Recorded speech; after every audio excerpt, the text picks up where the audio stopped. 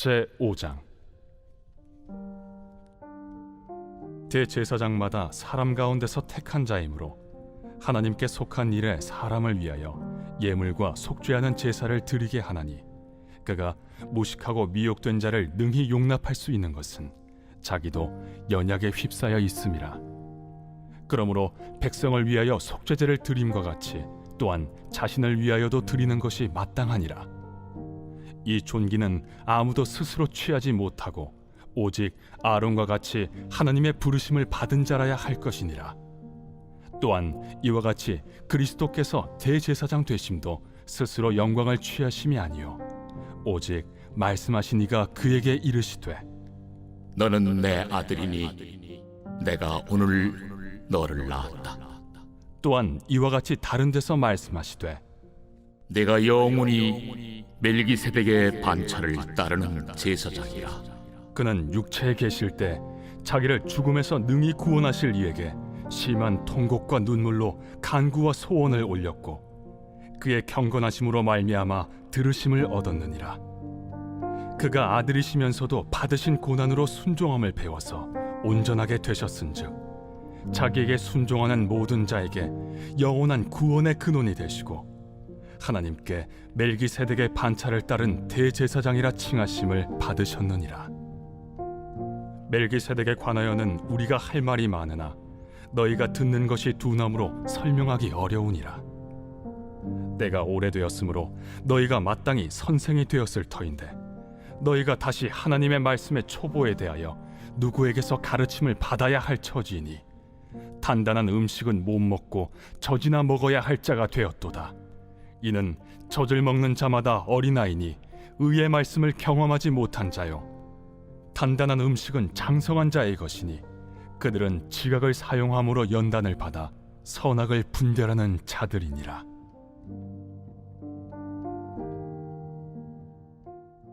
오늘의 말씀 히브리서 5장의 말씀입니다. 오늘 본문의 말씀에서 히브리 기자는 아론 자손의 대제사장들과 예수 그리스도의 대제사장의 공통점과 차이점을 말하고 있습니다. 공통점은 하나님의 부르심에 따라 제사장이라는 직분을 맡았다는 것이고, 차이점은 아론 자손의 제사장은 사람 중에서 취한 자들로서 그들 역시 죄에 연약한 반면 예수 그리스도는 하나님의 아들로서 죄와 허물이 없는 순전한 영원한 대제사장이라는 것입니다.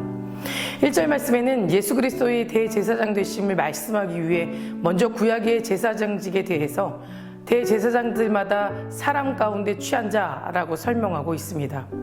대제사장이 오직 사람 가운데서 취해진 이유는 그들이 사람들을 대표로 하나님께 제사를 드려야 했기 때문입니다. 하나님께서는 사람과 하나님 가운데서 중보적 기능을 담당해야 할 제사장들을 오직 사람 가운데서 택하여 사람을 위해 사역하도록 하였습니다. 그래서 대제사장들은 사람들의 아픔과 연약함 등 모든 사정을 알고 있어야 했고 모든 사람들과 공통적 연대감을 가지고 있어야 했습니다. 그런 이유로 하나님은 예수님을 친히 인간과 동일한 모습으로 대제사장과 중보자의 직분을 감당하게 하셨던 것입니다. 2절 말씀에는 대제사장인 자신이 연약한 존재이기에 다른 연약한 인간을 용납할 수 있다라고 말하고 있습니다. 저가 무시하고 미혹한 자를 능히 용납할 수 있는 것은, 이것은 영원한 대제사장이신 예수 그리스도의 사역의 본질을 보여주는 것이기도 합니다. 예수님께서도 대제사장으로서 이 세상에서 하신 일은 다름 아닌 용납이었습니다. 여기서 용납하다에 해당되는 언어는 다른 사람을 충분히 이해하며 사려 깊게 대하는 것이라는 의미입니다. 즉 용납은 상대의 약점을 들추어 정지하거나 웃음거리로 만들지 않고 그 연약함과 허물을 감싸주는 일일 것입니다. 여러분, 예수님께서는 사람들을 어디까지 용납하셨습니까? 예수님께서는 제자들의 배신과 외면, 이스라엘 자손들의 고소와 조롱과 멸시, 그리고 권력자들의 탄압 등 죄악된 사람들, 무지한 사람들을 위해 십자가에 달려 죽으시는 죽음의 순간조차 아버지여 저들을 용서하여 주시옵소서, 저들은 자기가 하는 일을 알지 못하나이다 라고 하였습니다. 예수님께서는 죽음을 감당하시면서까지 그들을 용납해 주시는 것입니다. 예수님은 사람들을 정죄하거나 심판하지 않으시고 그들의 처지를 대변하고 하나님께 용서를 구하는 대변자가 되신 것입니다.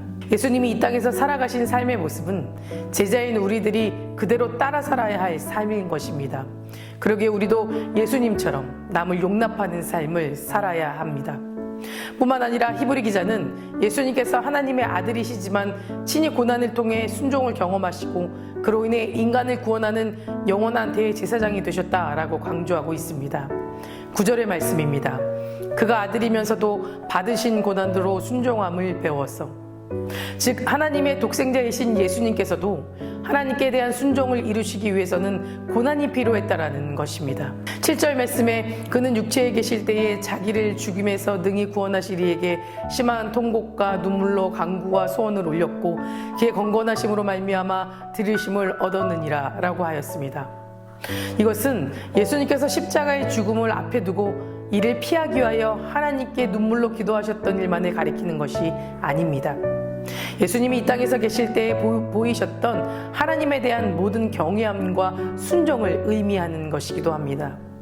예수님은 오직 하나님의 뜻과 영광만을 성취하기 위해 온 힘을 쏟으셨고 결국 아버지의 뜻을 위해 기꺼이 고난 가운데 십자가를 지시는 순종을 보이셨던 것입니다. 사람들은 누구나 안락하고 안전한 생활을 원합니다. 그래서 삶 가운데 찾아오는 고난이 힘이 들고 원망스럽기도 합니다. 하지만 우리에게 닥치는 고난을 하나님이 허용하고 계신다면 그것은 우리에게 한편으로 유익이 되는 것입니다. 왜냐하면 고난은 하나님의 의를 이루는 삶을 살게 하는 방편이 되기도 하기 때문입니다. 예수님도 죽음의 고난까지 순종하셨기 때문에 하나님의 백성을 구원하시려는 하나님의 거룩한 뜻을 온전히 이루게 된 것입니다. 자신에게 주어진 고난을 끝까지 참고 이겨내셨기에 하나님의 의로우신 뜻을 이 땅에서 실현시키신 것입니다. 그러니 고난이 닥쳤을 때 하나님의 뜻대로 살고자 하는 우리들은 고난 앞에서 힘들어하고 무너지는 것이 아니라 악한 이 세상 속에서 하나님의 의를 이루기 위한 과정이라고 믿고 더욱 담대하게 기쁨으로 살아가시길 바랍니다.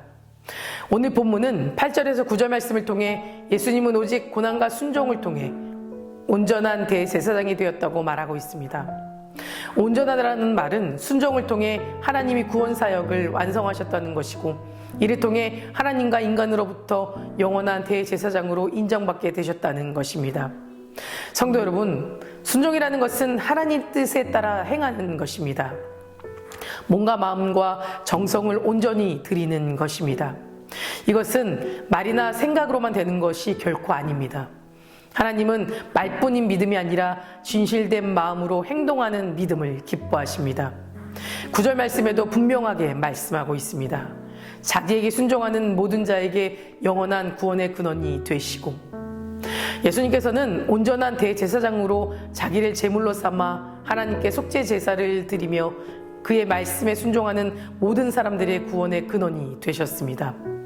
우리에게 온전한 대제사장이신 예수 그리스도 외에 다른 구원의 방법은 없습니다. 예수 그리스도만이 구원의 구원이시며 방법이 되십니다.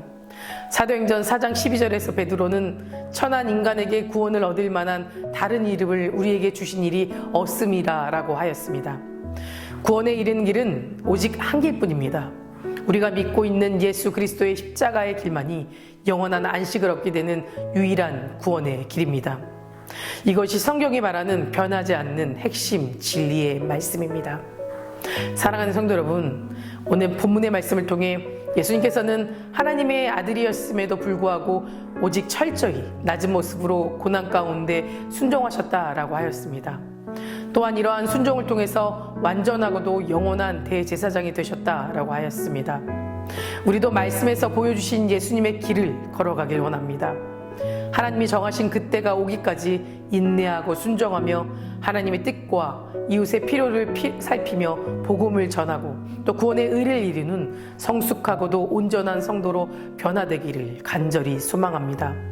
다 같이 기도하시겠습니다. 오늘은 월요일입니다. 월요일의 공동기도 제목은 나라와 민족을 위해서 함께 기도하시겠습니다. 먼저 이 땅의 영적인 회복과 자유민주주의를 위해서 기도해 주시고 분열과 갈등이 사라지게 하시며 국민 통합과 화합을 위해서도 함께 기도해 주시기 바랍니다. 경제가 회복되게 하시고 복음을 전하는 선교 대국이 되게 해달라고 함께 기도해 주시기 바랍니다. 사랑과 은혜가 충만하신 하나님, 오늘도 주님 앞에 나아갑니다. 예수님이 낮은 모습으로 고난 가운데 순종하며 살아가셨듯이 우리도 낮은 모습으로 세상과 사람을 섬기며 살아가게 하시고 고난 가운데 쓰러지고 무너지지 않고 오직 소망 되시는 하나님만을 의지하며 하루를 감사로 기쁨으로 살아가도록 굳건한 믿음을 허락하여 주시옵소서.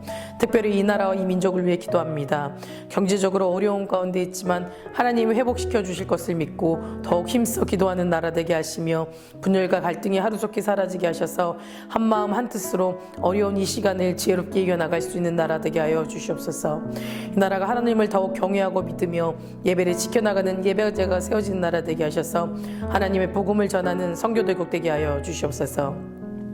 담임 목사님께 먼저 은혜 충만하게 채워주시고 성령 충만하게 하여 주셔서 선포되는 말씀을 통해 듣는 이의 심령이 변화되고 주님 안에서 소망을 품고 세상의 귀한 빛과 소금의 역할을 감당할 수 있도록 인도하여 주시옵소서. 다음 세대 아이들의 믿음을 지켜주시고 말씀으로 소망을 꿈꾸며 살아갈 수 있도록 인도하여 주시옵소서. 암으로 치유받고 있는 박지순 권사님, 유인영 권사님, 김시아 권사님, 이영숙 권사님, 이명숙 권사님, 오유미 집사님, 이동춘 성도님, 박세현 청년, 유계민 청년 주님 치유해 주시고 소망 안에 살게 하여 주시며 호황본 장로님 하루속히 회복시켜 주셔서 예배 앞으로 나와 함께 예배할 수 있도록 도와주시며 투석 중인 성도님들, 사고로 입원 중인 성도님들 힘을 주시고 우울증, 공황장애, 불면증 겪고 있는 성도님들에게는 담대한 마음과 평안함과 위로함을 허락하여 주시옵소서. 새벽마다 일천번제 드리며 간구하는 기도 제목에 응답하여 주시길 간절히 소망하며 이 모든 말씀 예수 그리스도의 이름으로 기도드립니다. 아멘.